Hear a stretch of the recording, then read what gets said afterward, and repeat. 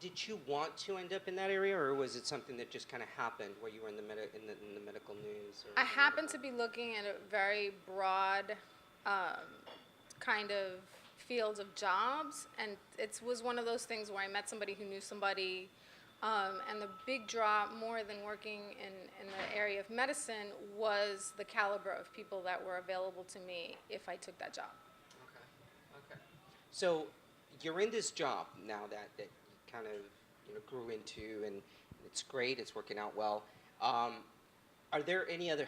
I'm curious, George. Are there any other influences that are helping you shape your path and your vision as to this is where I want to go. This is where I want to lead as a professional. I mean, what I'm interested in hearing what how those paths are forged, because a lot of times we lay out our own path, and you have these outside influences that you know help you grow and help you make that experience richer. Well, I think that job in particular, the medical job, was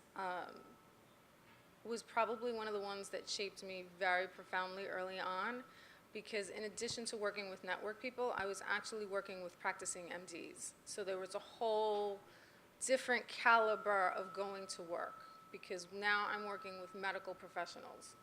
I had to learn how to read medical journals. I had to learn how to sort of understand basic science.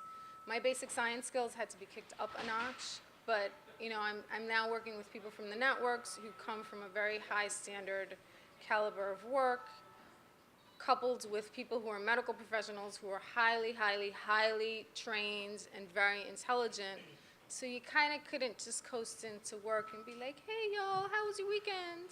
You really had to bring it to work. You had to be on point at work. And what is the Latina experience like at that point?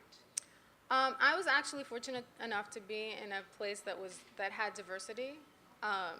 For the most part, I would say 90% of that was Okay. almost a non-issue, which was really unusual. But there was a lot of diversity in that workplace.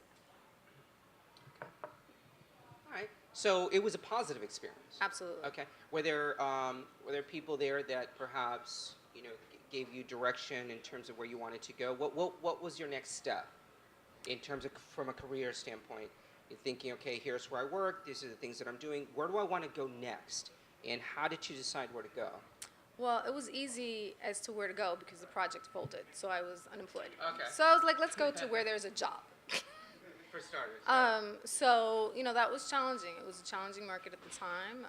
I did a lot of freelance. I always defaulted back to, if I don't have the job that I want or the one that's an optimal match, this is a great city to freelance. There's tons of things going on. There's rent to be paid. So I did a hodgepodge of jobs. Then Anything exciting and fun and memorable? Always fun. I worked at a cosmetic company. I worked at an architectural firm. I worked at a real estate firm. It was, got to pay the rent. So you never had to dress up like a bunny and No. deliver telegrams? Okay.